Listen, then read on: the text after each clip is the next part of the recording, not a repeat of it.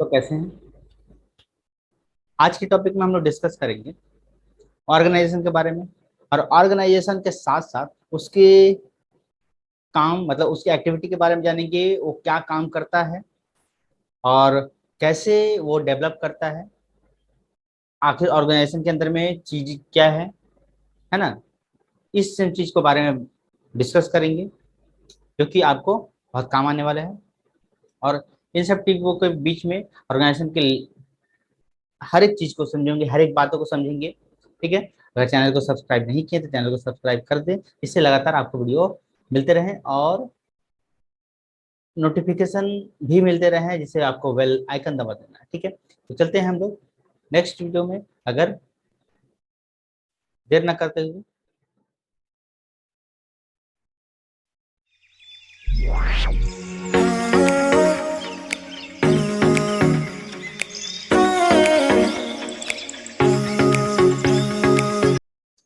आइए, तो आज हम लोग ऑर्गेनाइजेशन के बारे में समझेंगे, ऑर्गेनाइजेशन के डिटेल के बारे में टोटली। ऑर्गेनाइजेशन के लेकर हमारा क्लियर कॉन्सेप्ट जो है वो टोटल क्लियर हो जाएगा।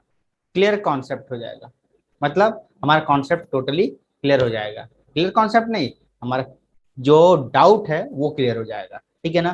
तो ऑर्गेनाइजेशन रिलेटेड जितना भी डाउट है वो हमारा क्लियर हो जाएगा। इसीलिए हर समय हम क्लियर कॉन्सेप्ट के टॉपिक को लेकर आते रहते हैं, क्लियर कॉन्सेप्ट के टॉपिक को लेकर आते रहते हैं। चलते हैं, आगे बढ़ते हैं। सबसे पहले बात जानना है कि ऑर्गेनाइजेशन है क्या। What is organization? ठीक है।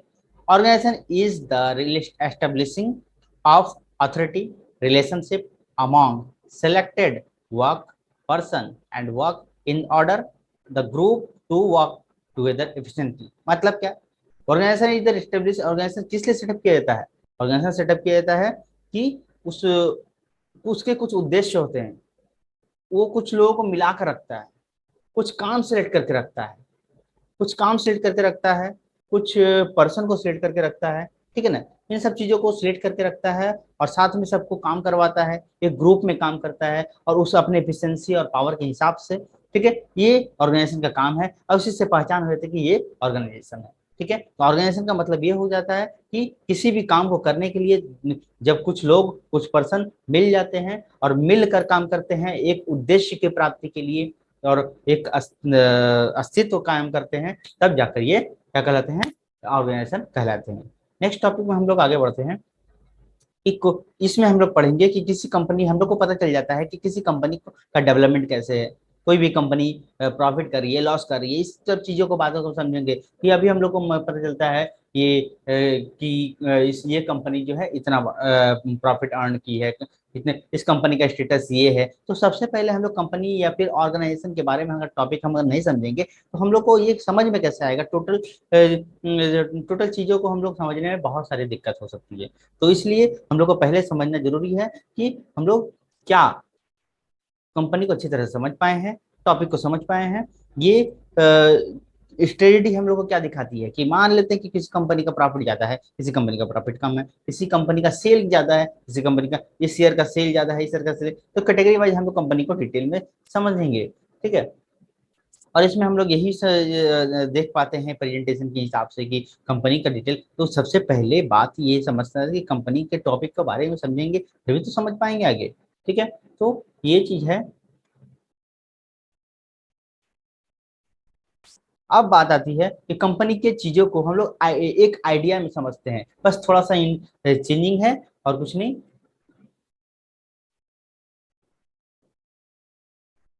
देखिए, आइडिया एक्चुअली में IDEA होना चाहिए, लेकिन हम इसको सिस्टम के हिसाब से सेट किए हैं IDR, आइडिया।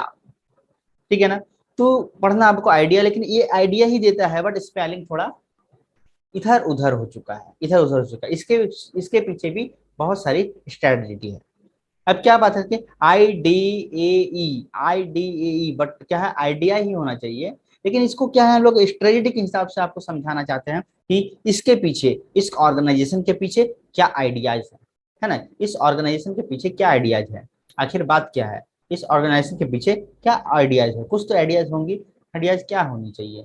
ठीक है, क्या आइडियाज है वो हम लोग समझते हैं। सबसे पहली बात, IDAE,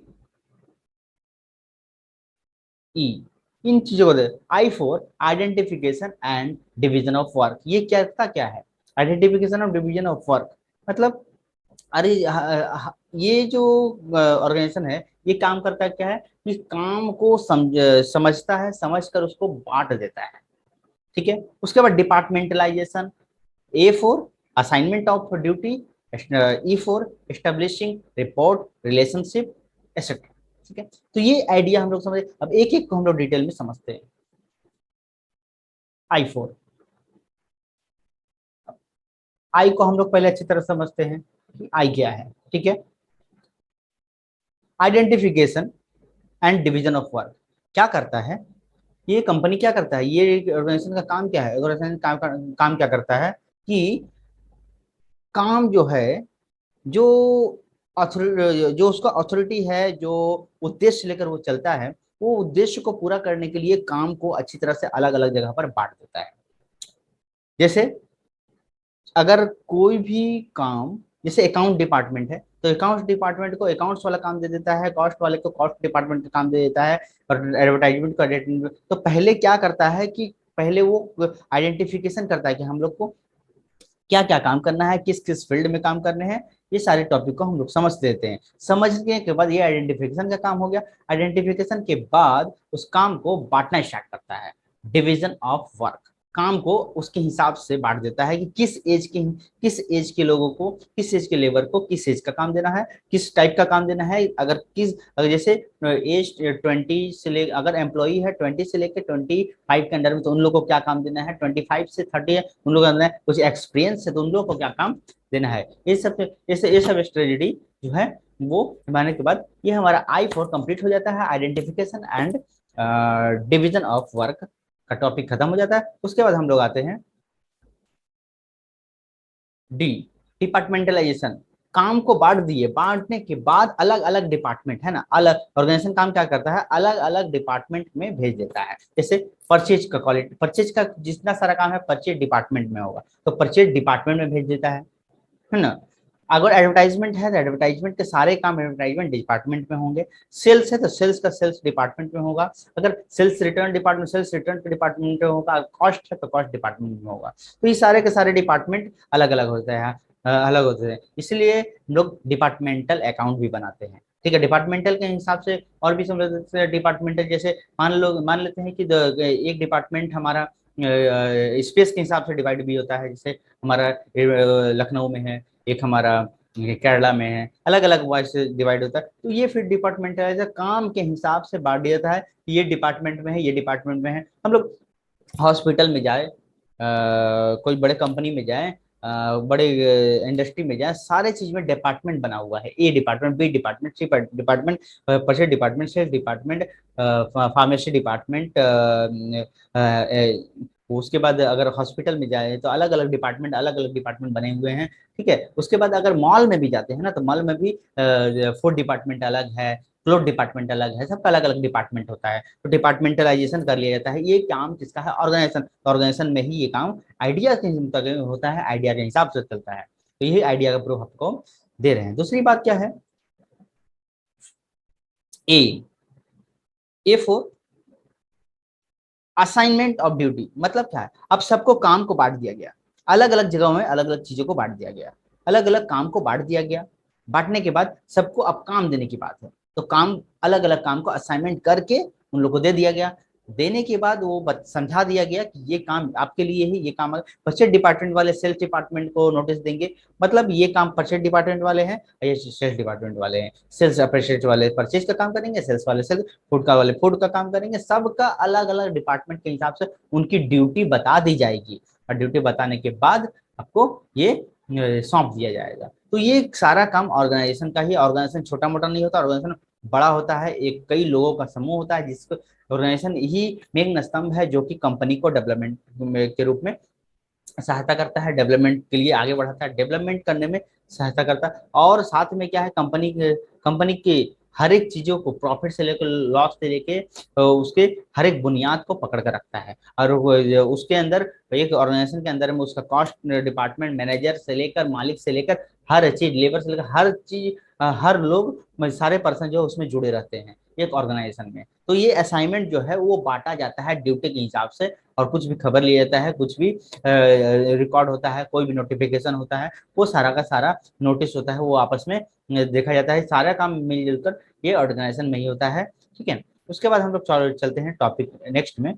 उसके बाद ई फॉर हम लोग स्टेब्लिशिंग रिपोर्टिंग रिलेशन। अब क्या है, सारे को लोगों को काम जब बांट दिया जाता है, तो बांटने के बाद क्या होता है कि उसको कौन कितना काम किया, काम कैसा हुआ, प्रॉफिट होने वाला है, लॉस है क्या नहीं है, सारा एक जगह पर बैठकर सब में क्या एक तरह का क्या है, सभी डिपार्टमेंट बढ़ने के बाद आपस में रिलेशन की स्टेब्लिशमेंट होता है। क्योंकि सारा रिलेशन, ये 25 डिपार्टमेंट है, सेल्स डिपार्टमेंट है, सबके में क्या एक एक रिलेशन डिपार्टमेंट है, एक एक रिलेशन स्टेब्लिशमेंट हो जाता है। स्टेब्लिशमेंट रिपोर्ट करने के लिए अगर कुछ भी प्रॉब्लम होता है तो ये डिपार्टमेंट उस डिपार्टमेंट से अपना रिपोर्ट ले सकता है, वो डिपार्टमेंट जैसे टैक्स डिपार्टमेंट कॉस्ट डिपार्टमेंट से रिपोर्ट ले सकता है। तो ये सारा का सारा काम क्या किसका है, ऑर्गेनाइजेशन का ही है। और एस्टेब्लिशिंग का काम भी वही। तो सारा का सब लोग मिलकर ये पूरा का पूरा आइडियाज का काम करते हैं। ये आइडिया मिलाकर ही आइडिया किसको देता है, ये आइडिया किसका है, तो ये आइडिया है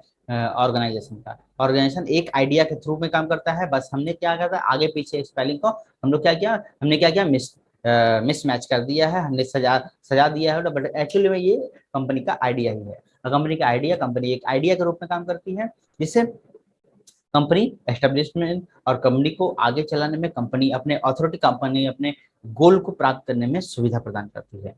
ठीक है, तो आज के लिए टॉपिक में इतना ही। और अगर वीडियो अच्छा लगा हो तो चैनल को सब्सक्राइब कर दे, लाइक कर दे और कमेंट भी कर दे। और नेक्स्ट टॉपिक के लिए आप हम लोग कमेंट भी कर सकते हैं, जिससे हम लगातार आपको स्पेशल स्पेशल वीडियो आपको लिए के लिए लाते रहेंगे, किस टॉपिक के ऊपर आपको चाहिए। ठीक है, और अपना कमेंट बॉक्स पर लिखें। ठीक है, धन्यवाद।